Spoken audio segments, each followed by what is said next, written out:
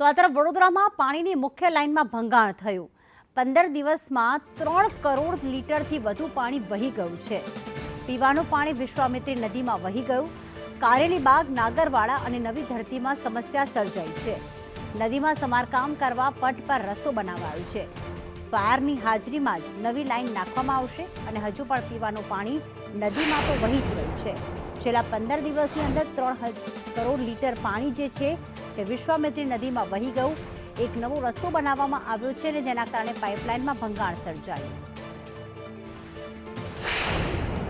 વડોદરા શહેરમાં છેલ્લા 15 દિવસથી પીવાના પાણીની સમસ્યા હતી અને ત્યારે અધિકારીઓ તપાસ કરતા વિશ્વામિત્રી નદીમાં કારેલીબાગ, કમાટીબાગ વિસ્તારમાંથી પસાર થતી આ જે મુખ્ય લાઇન છે પાણીની, ત્યાં સમારકામ કરવું પડે તેવી સ્થિતિ ઊભી થઈ। પરંતુ અહીંયા ચિંતા એ છે કે મગરો અહીંયા આવે છે અને આ મગર પણ આપણે આ દ્રશ્યોમાં જોવા મળી રહ્યા છે કે આ મગર અહીંયા આવે તો રિપેરિંગ કેવી રીતે કરવું, એટલે હવે અહીંયા જે પાલિકા દ્વારા જે મશીનરી જે વિશ્વામિત્રી પ્રોજેક્ટ માટે હાથ ધરાયેલી છે તે અહીંયા તરત જ લાવી દેવામાં આવી અને તેના કારણે હાલ અહીંયા પહેલાં રોડ બનાવવામાં આવી રહ્યો છે। આ પડકારજનક જે સમારકામ છે તે હવે હાથ ધરાયું છે અને 2 દિવસ સુધી આ કામગીરી ચાલશે।